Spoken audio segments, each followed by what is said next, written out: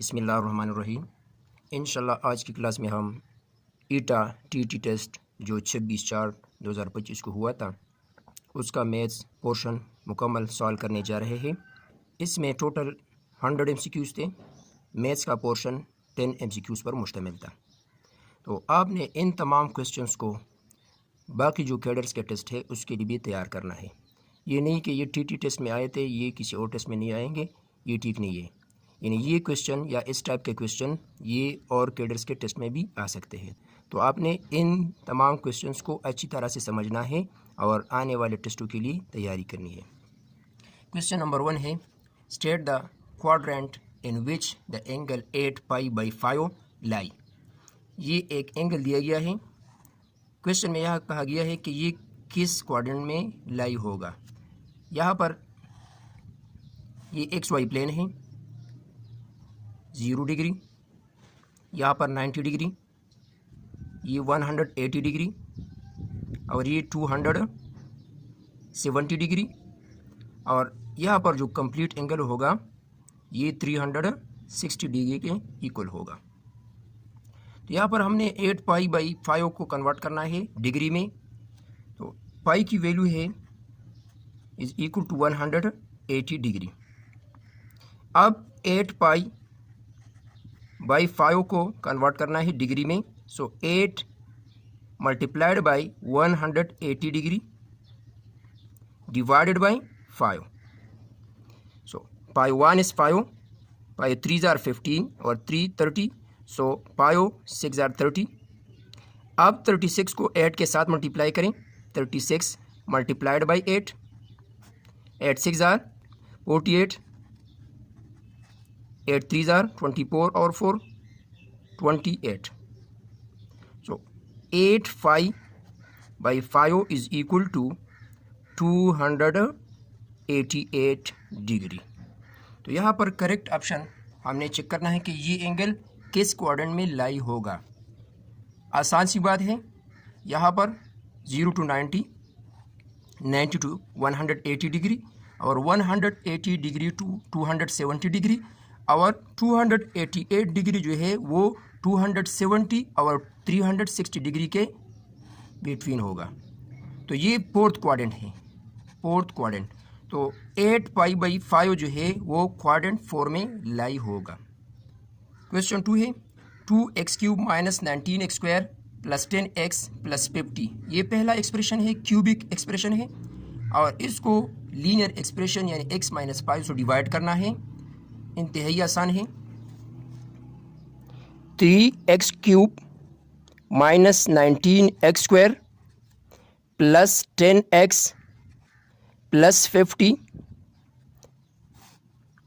Divide by x - 5। यहाँ पर first term जो है 3x³ है, यहाँ पर 1x है तो 1x को 3x² के साथ मल्टीप्लाई करना है। यानी 3 1 इज 3 और x² multiply x is equal to x³। अब 3x² को -5 के साथ मल्टीप्लाई करना है। सो 5 3 आर 15 -15 x²। साइन चेंज करें, फर्स्ट टर्म कैंसिल। यहाँ पर -19 + 15 इज इक्वल टू -4 x² और एक टर्म को यहाँ पर लेके + 10x।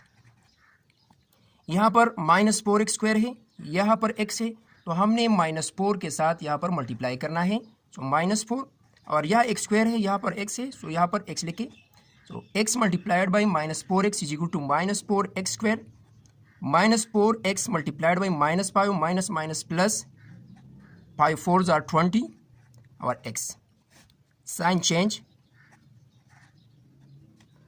First term cancel. यहाँ पर हम लिख सकते हैं -10x + 50 को यहाँ पर लिखें। यहाँ पर -10x है, यहाँ पर +1x है तो -10 यहाँ पर मल्टीप्लाई में लिखें। -10 multiply x -10x -10 multiply -5 is equal to +50। Sign change, cancel cancel, remainder is 0। तो यहाँ पर क्वोशंट को मालूम करना था। तो क्वोशंट है 3x² - 4x - 10। तो लास्ट टू ऑप्शन में -10 वाले ये 2 है तो लीनियर टर्म जो है वो भी नेगेटिव है। Correct option is C. The length of the base and altitude of a triangle is 152 cm and 38 cm respectively. If the area of a square is doubled the area of this triangle, find the length of the square.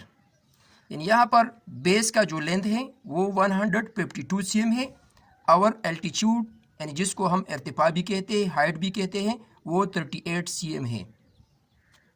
यानी ये एक triangle है।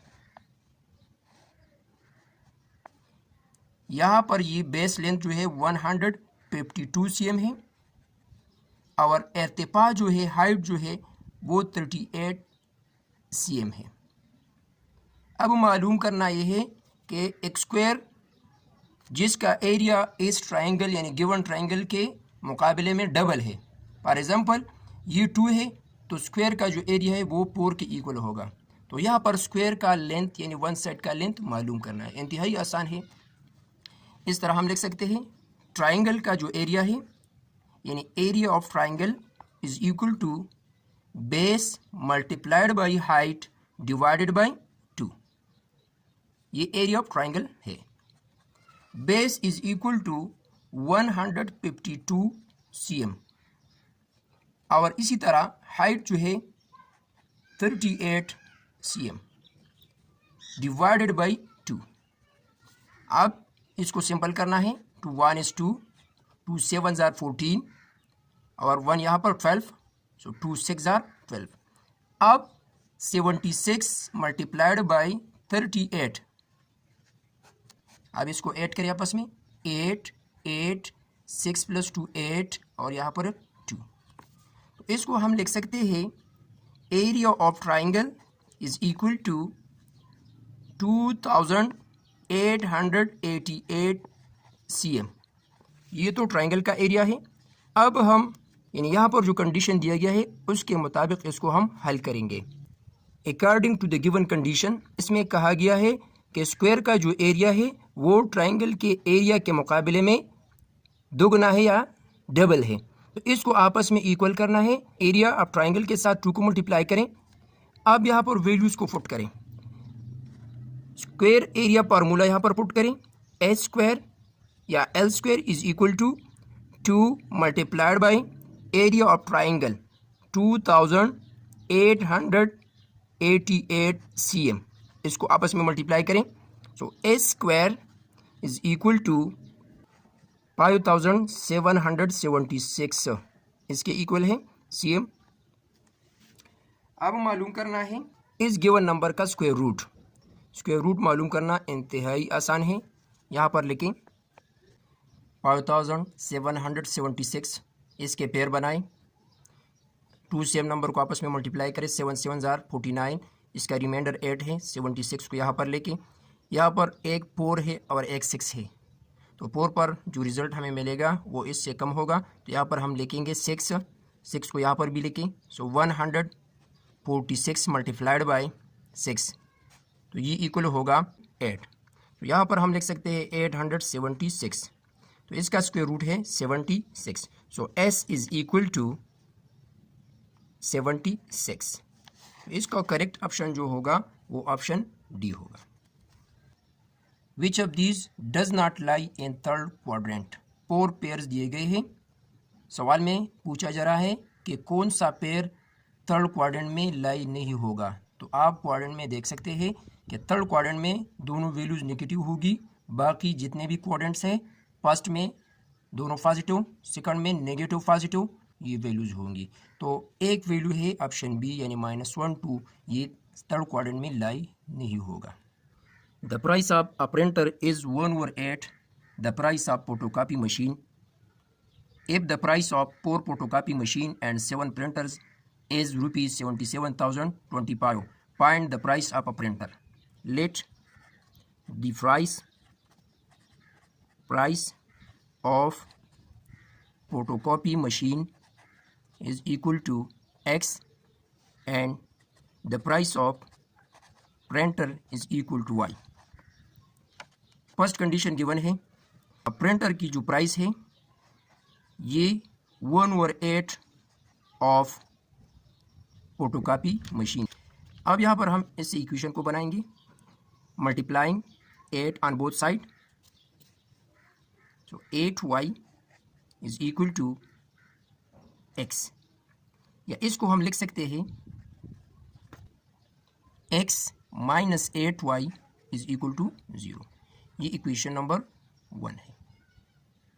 आप second equation को बनाना है, तो second equation हम इस तरह बना सकते हैं, four photocopy machines, our 7 printers की जो प्राइस है वो 77,025 रुपीज़ है। अब ये इक्वेशन नंबर 2 है। हम यहाँ पर इस तरह करेंगे कि x की कोएफिशिएंट को इस x के साथ बराबर करेंगे, तो इसको हम 4 के साथ मल्टीप्लाई करेंगे, तो multiply 4 both side, 4x minus 32y और 4 0 0। पहले इक्वेशन से दूसरी इक्वेशन को सब्ट्रैक्ट करें, तो यहाँ पर साइन को चेंज करें, ये आपस में कैंसिल, तो 7 plus 32 is equal to 39, y is equal to 7725। अब 39 पर बोथ साइड को डिवाइड करना है, तो y is equal to 77 divided by 39, so y is equal to 1975। तो y क्या था, ये y प्रिंटर की प्राइस थी, तो प्रिंटर की जो प्राइस है वो ₹1975 है। यहाँ पर करेक्ट ऑप्शन ए है। Question 6, a box is 0.56 metre high and 21 cm wide, its volume is 51,744 cm cube, find the length of the box in metre. ये क्वेश्चन बहुत डिफिकल्ट तो नहीं है, लेकिन बहुत लेंथी कैलकुलेशन है इसमें। एक तो यहाँ पर जो यूनिट्स गिवन है ये सेम नहीं है, यहाँ पर मीटर को सेंटीमीटर में कन्वर्ट करना है, जब इससे आंसर आएगा उसको फिर मीटर में कन्वर्ट करना है। तो एक क्वेश्चन में 2 3 4 क्वेश्चन यहाँ पर एक किस्म के मौजूद है। तो इसके सोल्यूशन को देखें, यहाँ पर जो हाइट गिवन है, height is equal to 0.56 metre है, width is equal to 21 cm, और वॉल्यूम 51,744 cm क्यूब है। और आंसर जो हमें दिए गए हैं वो तमाम मीटर्स में गिवन है, लेकिन यहाँ पर जो पहला यानी हाइट की वैल्यू है इसको cm में कन्वर्ट करना है। So 0.56 multiplied by 1 metre equal to 100 cm, 100 cm। तो इसको हम लिख सकते हैं 56 cm। आप फार्मूला में इन तमाम वैल्यूज़ को फुट करें, volume is equal to length multiply width multiply height, लेकिन यहाँ पर हमने मालूम करना है length, so length is equal to dividing both side by w multiply h, so v w multiplied by h। यहाँ पर वैल्यूज़ को फुट करें, v की वैल्यू है 51,744 cm क्यूब, और विड्थ की वैल्यू है 21 cm मल्टीप्लाइड बाय 56 cm। तो cm के साथ cm के साथ कैंसिल। आप इसको सिंपल करें, कैलकुलेशन के बाद आपको जो रिजल्ट मिलेगा वो होगा 44 cm।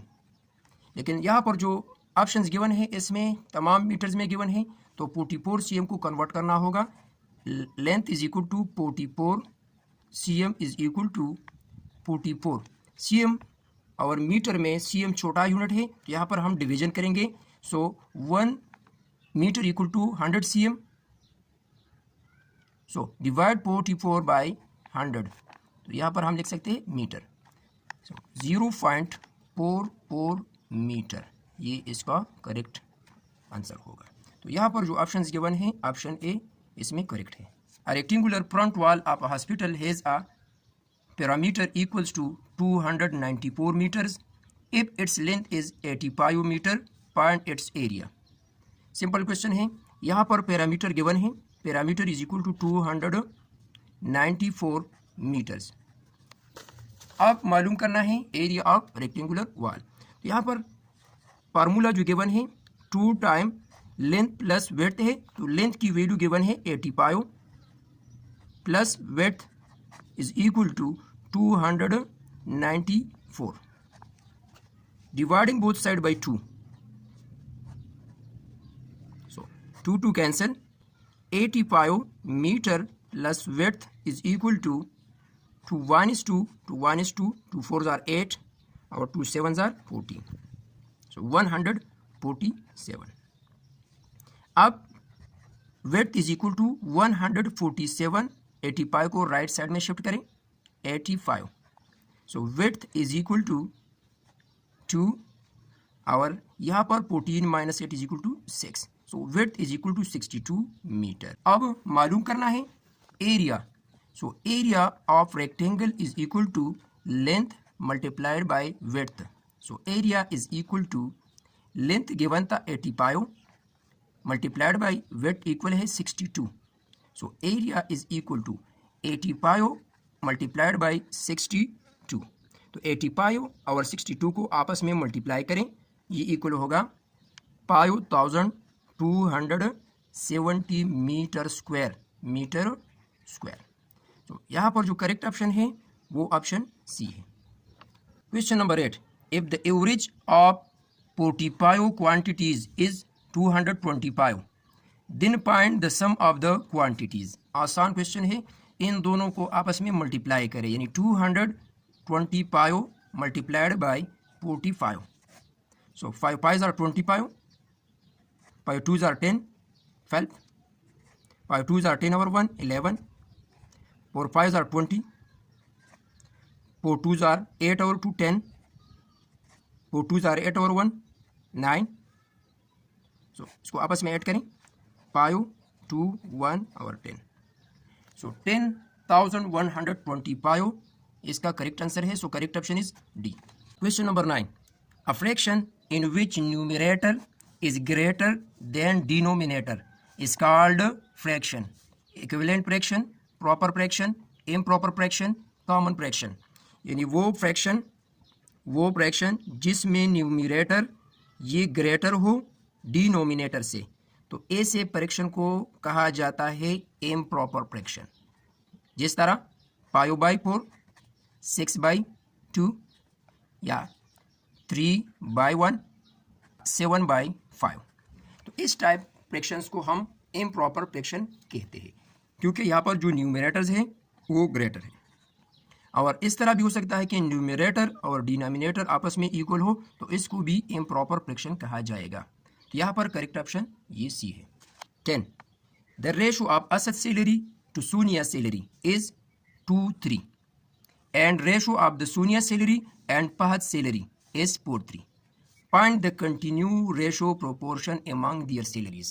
सिंपल क्वेश्चन है, यहाँ पर असद है और सोनिया है, F, यानी असद, सोनिया और फहद के सैलरीज में रेशो को मालूम करना है.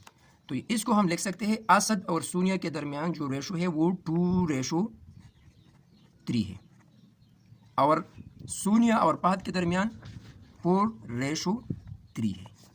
इसको हम लिख सकते हैं 2 4s are 8, 4 3s are 12, 3 3s are 9. तरीके से हम 2 रेशोज को इस फॉर्म में लिख सकते हैं. तो यहाँ पर करेक्ट ऑप्शन जो है वो ऑप्शन डी है. तो आज की क्लास में हमने ईटा टीटी टेस्ट जो 26/4/2025 को हुआ था उसके तमाम 10 क्वेश्चंस को स्टेप बाय स्टेप सॉल्व किया. इंशाल्लाह नेक्स्ट क्लास में हम पीईटी और डीएम के जो पेपर्स हुए हैं उसको हल करेंगे. अल्लाह हाफिज़.